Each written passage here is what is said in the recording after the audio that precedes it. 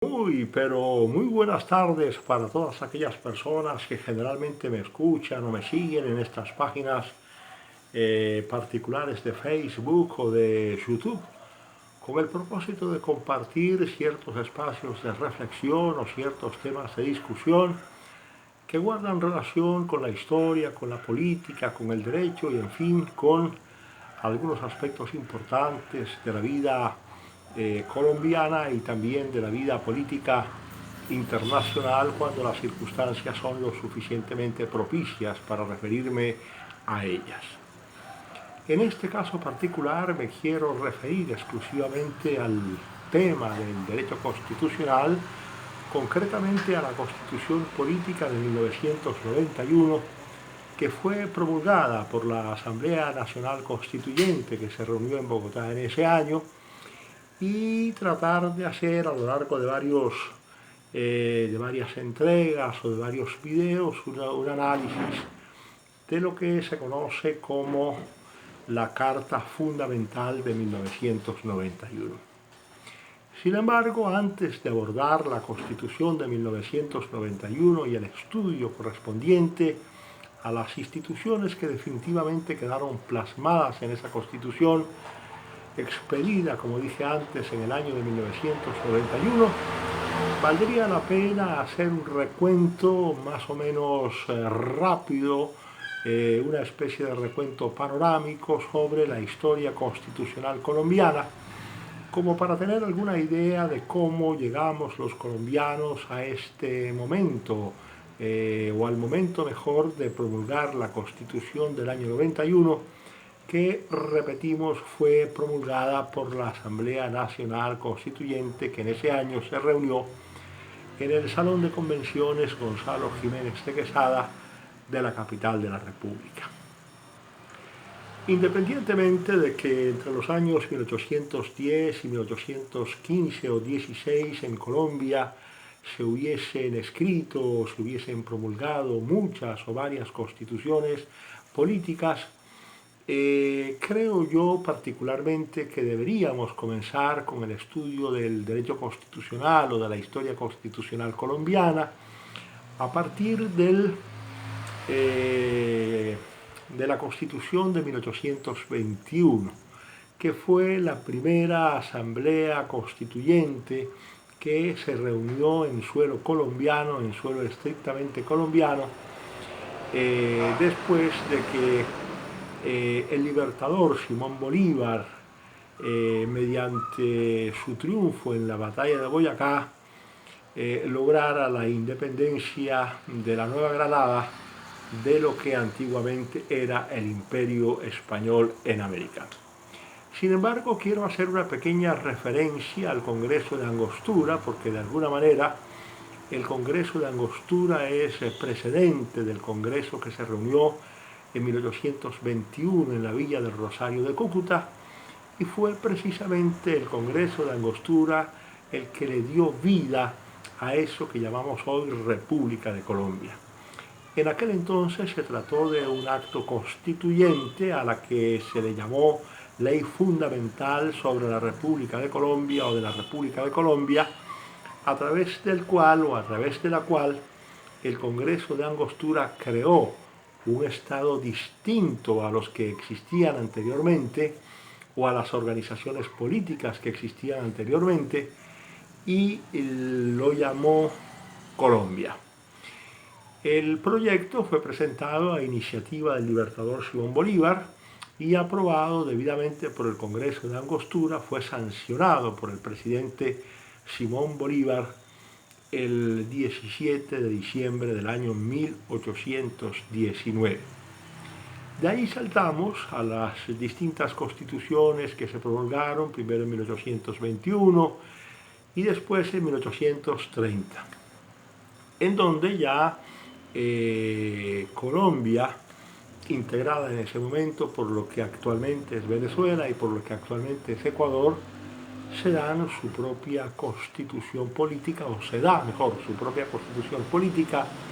con más o menos las mismas instituciones que actualmente existen, es decir, una presidencia de la República, un Congreso de la República, unas cortes de justicia y un poder jurisdiccional, de tal manera que desde el principio de nuestra historia los colombianos nos dimos una organización política que perfectamente podríamos calificar de liberal en el sentido político y en el sentido incluso filosófico de la expresión.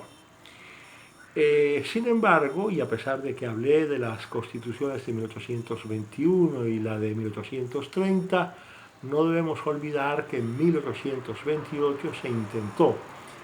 reformar la constitución política que había sido previamente promulgada en Cúcuta, en la villa del Rosario de Cúcuta, en la Convención de Ocaña, pero desafortunadamente la Convención de Ocaña no fue otra cosa distinta que un gran fracaso para el libertador Simón Bolívar, que un gran fracaso para esa incipiente democracia que apenas se estaba creando en lo que en ese momento se llamaba también República de Colombia. Así muy rápidamente pasamos a la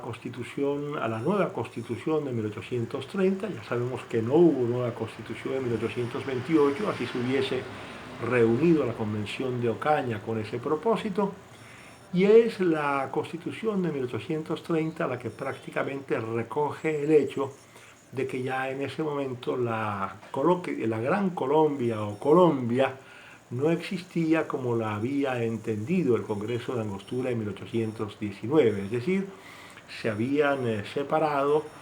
de la antigua Nueva Granada el territorio de la Capitanía General de Venezuela y el territorio de la Gobernación de Quito, y entonces pasamos a constituir la República de Colombia, pero solamente sobre el territorio que constituía el antiguo virreinato de la Nueva Granada. De allí en adelante, durante el siglo XIX, que está completamente inmerso en una serie de guerras civiles, en una serie de enfrentamientos de carácter fratricida, si se quiere, van a aparecer sucesivamente las constituciones de 1838, la de 1832, luego la de 1843, luego la Constitución de 1848, la Constitución de 1853 y la Constitución de 1858, que le da el nombre de Confederación Granadina a lo que actualmente nosotros conocemos como República de Colombia. Ya en la Confederación Granadina estábamos dando pasos agigantados hacia una especie de descentralización bastante intensa, bastante visible, y por lo tanto el país comenzaba a dividirse en aquel momento en estados soberanos con gran autonomía, con manejo de sus propios ejércitos y sobre todo con el caudillaje de personajes que posteriormente van a ser importantes en esas guerras civiles que se presentarán especialmente a partir de 1858 y antes de 1886. Pero antes de la Constitución Política de 1886, que fue promulgada bajo la administración de Rafael Núñez, independientemente de que no hubiese sido suscrita por el presidente Núñez, esa Constitución de 1886 está en el medio, por decirlo de alguna manera. La Constitución de 1863, que es la más liberal y al mismo tiempo la más radical de todas las constituciones que hemos tenido a lo largo de 200 años de historia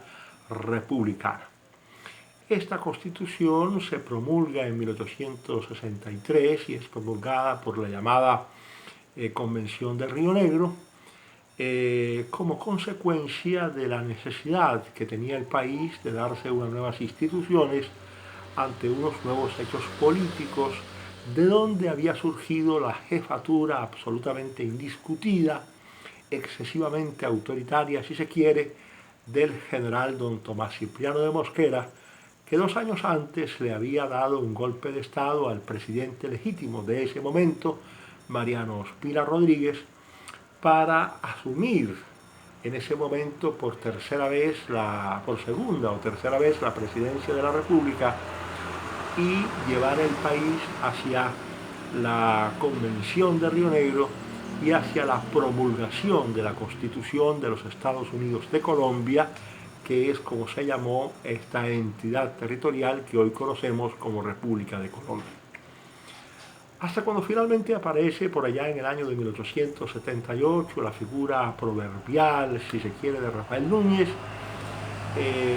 acusando al sistema del Olimpo radical, que se llamaban a los liberales radicales de aquel momento y que defendían la descentralización absoluta del Estado colombiano o de los Estados Unidos de Colombia. En ese momento, repito, en 1878, Núñez reclama para el país la necesidad de confrontar lo que él llama un dilema fundamental: regeneración o catástrofe.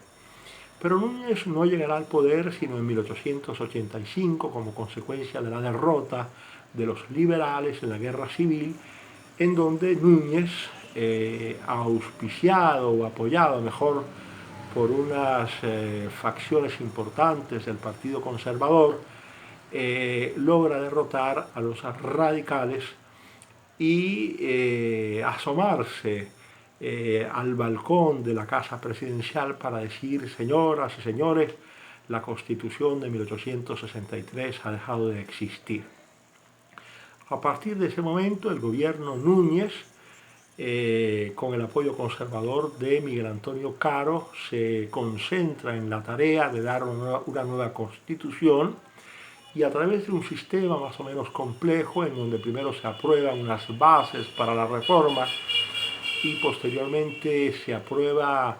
la necesidad de discutir y de presentar los proyectos que habrían de constituir la nueva Constitución ante el Consejo de Delegatarios, se expide finalmente la Constitución en 1886, que para fortuna de los colombianos rigió hasta 1991, es decir, fue una Constitución que tuvo una larguísima existencia, más de 100 años de existencia,